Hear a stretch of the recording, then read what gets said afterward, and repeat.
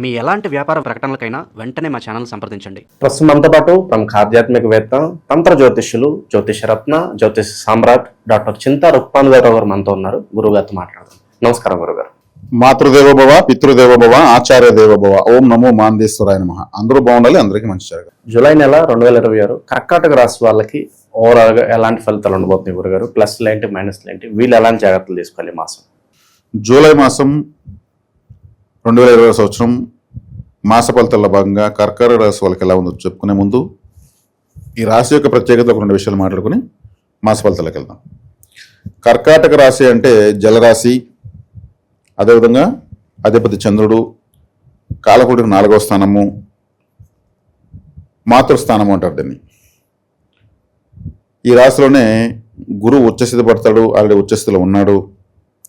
శనేశ్వరుడు కూడా ఈ రాశి అంటే ఇష్టము, ఎందుకంటే పుష్యమి నక్షత్రం ఈ రాశిలోనే ఉంది. గురువుకి శనికి ఇద్దరికి ఇష్టమైన రాశి పుష్యమి నక్షత్రం శనేశ్వరుడిది. ఆ పుష్యమి నక్షత్రంలో గురువు ఉచ్చస్థితి పడతాడు. చంద్రుడిది అంటే మాతృస్థానం అన్నాం కదా. మాతృస్థానము అంటే నిజమైన మాతృస్థానం ఎక్కడ ఉంటుందంటే తల్లి కడుపులో ఉన్న గర్భసంచి, అది మాతృస్థానము.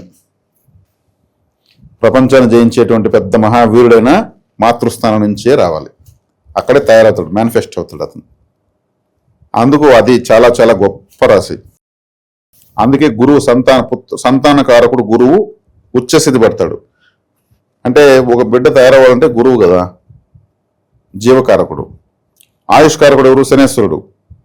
బిడ్డకి ఆయుష్ శనేశ్వరుడు ఇవ్వాలి కదా. కాబట్టి వాళ్ళిద్దరికీ అక్కడ పుష్యమి నక్షత్రం శనేశ్వరుడిది. ఆ పుష్యమి నక్షత్రం గురువు ఉచ్చస్థితి పడతాడు. ఆ పుష్యమి నక్షత్రం అంటేనే తల్లి యొక్క గర్భసంచి. మాతృస్థానము 4వ స్థానం అంటే చంద్రుడిది. చంద్రుడు అంటే తల్లి.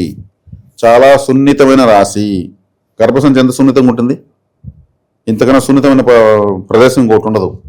అందుకే ఎవరైనా గర్భిణీ స్త్రీ ఉంటే ఆమెను నువ్వు బరువులు ఎత్తద్దు, మెట్లు ఎక్కద్దు, నీకేం కావాలో ప్రశాంతంగా ఉండు, సంతోషంగా ఉండు, చాలా సున్నితంగా ఉంటుంది. కాబట్టి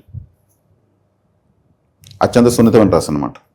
జన్మలోకి రవ్వస్తున్నాడు కాబట్టి కాస్త ఉష్ణ సంబంధమైనటువంటి అనారోగ్యం చేసేందుకు అవకాశం. జ్వరం రావచ్చు, ఏదైనా మసాలా ఫుడ్ వేడి చేసేయచ్చు, లేదా ఏదైనా ఫుడ్, ఏదైనా ఎక్స్పైరీ ఫుడ్ తెలియకుండా డేట్ చూడకుండా తినేసేందుకు అవకాశం ఉంటుంది.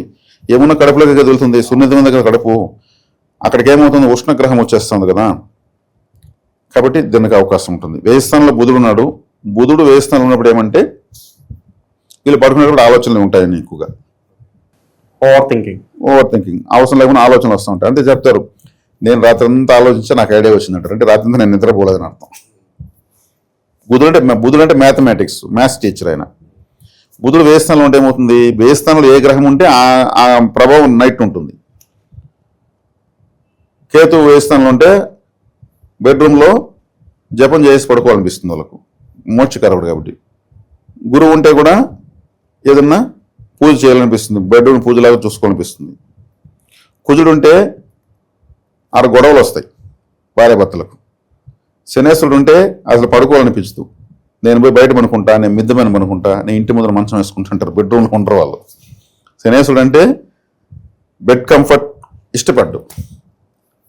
ఒకవేళ భార్య పైన పనుకున్నా కింద పనుకుంటారు, నాకెందుకు నిద్ర రాలేదు పైన అంటారు. లేదు, భార్యనే కింద పనుకుంటుంది, ఆమెకి శనేశ్వరుడు వేస్తూనే ఉంటాడు.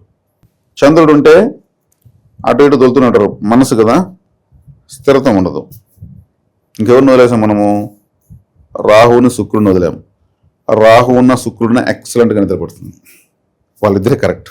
ఇప్పుడు బుధుడు ఉన్నాడు కాబట్టి వీళ్ళు లెక్కలేస్తూ ఉంటారు ఏం చేసుకోవాలనేసి. అది ఈ మాసం ఎక్కువగా ఉంటుంది. అదేవిధంగా వీళ్ళకు ఇంట్లో ఏమన్నా చికాకులు కాస్త మనస్పర్ధలు ఏమన్నా ఉంటే తొలగిపోయే అవకాశం ఉంటుంది. తొలగిపోతాయండి. ఎందుకంటే ద్వితీయాధిపతి రాశిలోకి వచ్చాడు. ధనపరంగా చేసే ప్రయత్నాలు సక్సెస్ అవుతాయి. ద్వితీయ స్థానాన్ని కుజుడు లాభంలో ఉండి చూస్తాడు. కాబట్టి ధనపరమైనటువంటి, కుటుంబపరమైనటువంటి చిన్న చిన్న విషయాలు మామూలు. దాన్ని మరీ జ్యోతిషానికి వేసి అంటగట్టి చూడాల్సిన అవసరం లేదు. చిన్న చిన్న రాగద్వేషాలు ఉండాలి, ఉంటేనే అది ఫ్యామిలీ. ఏ సమస్యలు ఏదైనా ఎప్పుడు కోరుకున్నా ఉండదు అట్లా. కాబట్టి కుటుంబ పరంగా బాగుంది. వీళ్ళు ఇంకా క్యాలిక్యులేటెడ్గా ఉంటారు, అనుకున్నవి సాధించుకునేటువంటి స్థాయిలో ఉంటారు. భాగ్యాధిపతి లాభంలోకి వచ్చాడు కాబట్టి, పంచమాధిపతి లాభంలోకి వచ్చాడు కాబట్టి అదేవిధంగా వివాహ యోగ్యత న్యూనత అన్నీ బాగున్నాయి.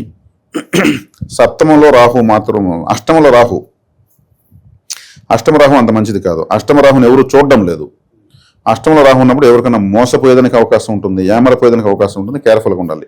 కాబట్టి మీ దగ్గర అమౌంట్ ఉందంటే ఉందని చెప్పకూడదు. ఉండకుండా ఉన్నప్పుడు ఎలా ఉంటారో అలాగే ఉండిపోవాలి. ఉందిని మాట చెప్తే కూడా అడగాల్సి వస్తుంది అవతల వాళ్ళకి. ఏదైనా సమస్య ఉంటే అడగచ్చు, లేదంటే వాళ్ళు టార్గెట్ చేసుకుని డబ్బులు పెడుకున్నారు. కాబట్టి అష్టమంలో రాహున్నాడు కాబట్టి మోసం చేయడం చూస్తాడు. కేర్ఫుల్గా ఉండాలి. దుర్గాదేవి ఆరాధన చేయాలి. ఫైనాన్స్ పరంగా ఎలా ఉంటుంది సార్ వీళ్ళకి? ఫైనాన్షియల్ బాగుంటుంది. 5, 7, 9 స్థానాలు బలపడినాయి కదా. గురువు చూస్తున్నాడు చెప్పాను కదా.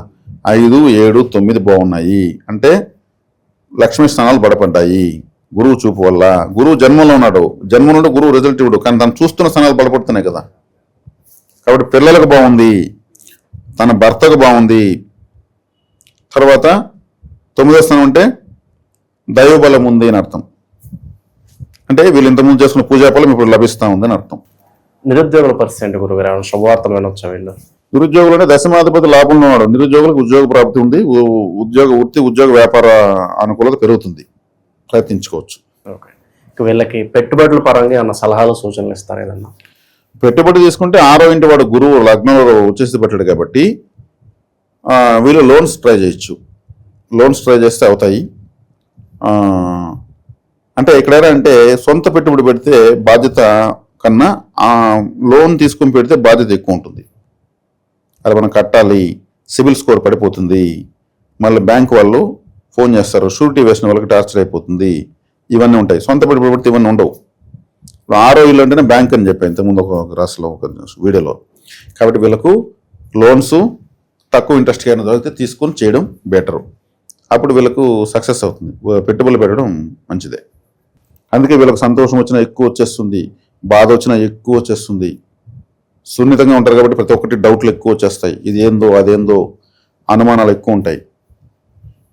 డౌట్స్ ఎక్కువ ఉన్న వాళ్ళు కర్కాటక రాశి వాళ్ళు ఉంటారు. కాబట్టి ఈ రాశి లేకపోతే ఎవరు పుట్టరు. పుట్టాలంటే ఈ రాశి బలం బాగుండాలి. కర్కాటక రాశి బలహీనమైతే ఒక స్త్రీకి పిల్లలు పుట్టడం కష్టమవుతుంది. గురువు, శని, చంద్రుడు ముగ్గురు కానీ బలహీనపడితే కర్కాటక రాశికి సపోర్టింగ్ లేదని అర్థం. కర్కాటక రాశిలోనే మాతృగర్భం ఉంది కాబట్టి ఈ రాశి యొక్క ప్రత్యేకత ఇదనమాట. కాబట్టి గ్రహాలకు 2 బ్యాచ్లు ఉంటాయి. శని వర్గం, గురు వర్గం అని. ఆ గురు వర్గం గురువు లీడరు, శని వర్గం శని లీడరు. ఇద్దరు లీడర్లు కలిసి బాగా ఇద్దరు కలిసి బలాన్ని పొందేటువంటి రాశి కర్కాటక రాశి. అంటే ఢిల్లీకి రాజుని తల్లికి కొడుకే. అంటే మాతృ రాశులు అంటే వాళ్ళు కూడా తల్లి అనే ప్లేస్కి వచ్చేకాడికి కూలైపోతున్నారు. గురువు ఇక్కడ వచ్చేసి పడతాడు. కాబట్టి పుష్యమి నక్షత్రంలో పుట్టిన వాళ్లకు, పుష్యమి నక్షత్రంలో శనేశ్వరుడు ఉన్న వాళ్లకు ఆయుష్ ఎక్కువ. పుష్యమి నక్షత్రమే గర్భం కాబట్టి. మహావిష్ణువు కూడా ఎన్నో జన్మలు ఎత్తుకుని మళ్ళీ వచ్చి తల్లిగడపలో పుడతా ఉంటాడు. ఆయన కూడా పుష్యమి నక్షత్రం యొక్క ప్రభావము కర్కాటక రాశి బలం ఉంటేనే.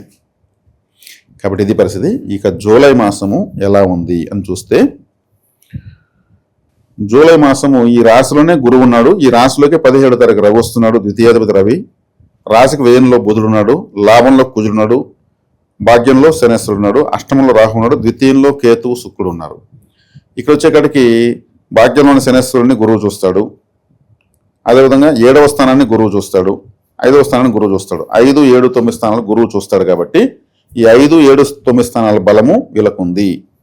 దైవిక పరంగా వీళ్ళు ఎవరిని ఆరాధించాలి, ఎటువంటి పరిహారాలు చేసుకోవాలంటారు? దైవికంగా వీళ్ళు తీసుకుంటే విఘ్నేశ్వర ఆరాధన ఒకటి చేయాలి, దుర్గాదేవి ఆరాధన అంటే దుర్గా గణపతి ఆరాధన చేయాలి. అష్టమంలో రాహువు దుర్గాదేవి, ద్వితీయంలో కేతువు గణపతి ఆరాధన. దుర్గా గణపతి మంత్రము ఎక్కువగా అమ్మవారి ఆలయానికి వినాయకుడి దగ్గరికి ఎక్కువ వెళ్తూ రావడము, వినాయకుడికి కొబ్బరికాయలతో చేసిన మాల వేయడము, చిన్న చిన్న కొబ్బరికాయలు దండలాగా 5 కొబ్బరికాయలు 7, 9 బేస్ సంఖ్యలో వేసుకుని గంధము కుంకుమ పెట్టుకొని వినాయకుడి మెడలో వేసి నమస్కారం చేసుకుని వచ్చేయాలి. ఆ కొబ్బరికాయలు ఎవరైనా తీసుకోదు, మీకు సంబంధం లేదు.